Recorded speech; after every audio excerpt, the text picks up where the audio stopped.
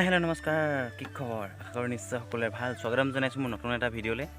মানে এতিয়া যাওঁ বজাৰলৈ যাব ওলাইছে বা বজাৰৰ পৰা গৈ আহিলোঁগৈ। মানে এতিয়া আকৌ যাওঁ, লগৰ এজন আহি আছে বোলে আহাচোন বোলে ব্লগ এটা বনাওঁ লগে ভাগে। তেতিয়া ব'লক দেখাই আছোঁ আজি বজাৰত কিমান বস্তুৰ দাম নে সস্তা। ব'লক যিহেতু বজাৰলৈ বুলি এতিয়া গৈ আছোঁ, লগৰ এজন আহি আছে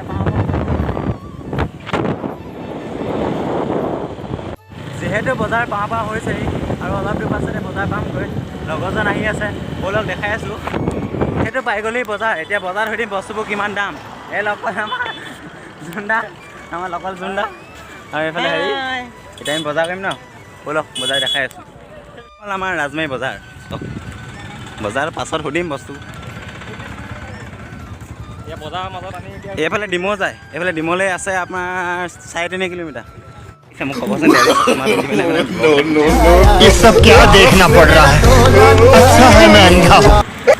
এতিয়া গৈছোঁ আমি গাহৰি বজাৰলৈ। বোলো গাহৰি বজাৰখন দেখাই আছোঁ ধুনীয়াকৈ একদম স্পেচিয়েল। এই 37 নং ৰাষ্ট্ৰীয় ঘাঁহপথ এটা পুখুৰী, মাছ মেলিব পৰা হ'ব ইয়াত। এইখন আমাৰ একদম মানে ইয়াত মা মছলা যি লাগে চব একদম ইয়াৰ পৰা নিব পাৰিব। এইখন মা মছলা বজাৰ, ৰিমিক্স হ'লচেল।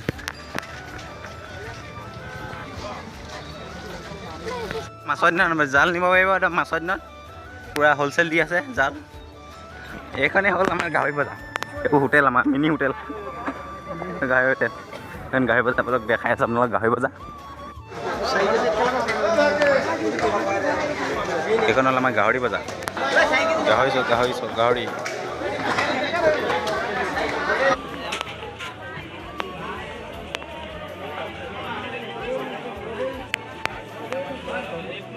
আমি এতিয়া পূৰা পাণ খাম দিয়া, মিঠা পাণ।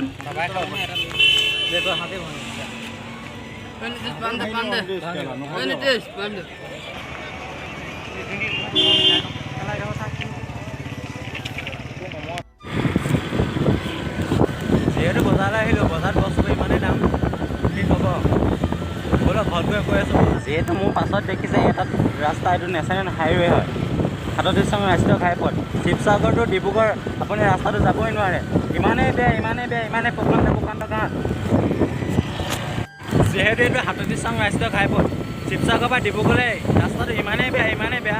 এটা বেমাৰী যাবলৈ হ'লে চিন্তা কৰিব লাগে। এজাক বৰষুণ দিলে বানপানী হৈ যায় ঠাইতে। সেয়ে কৈছোঁ সোনকালে এই ৰাস্তাটো অলপ ভাল হোৱা। ফাইনেলি ঘৰ আহি পাই গ'লহি। মানে ঘৰলৈ অলপ দূৰ আছেগৈ, এইফালে ঘৰলৈ যায়।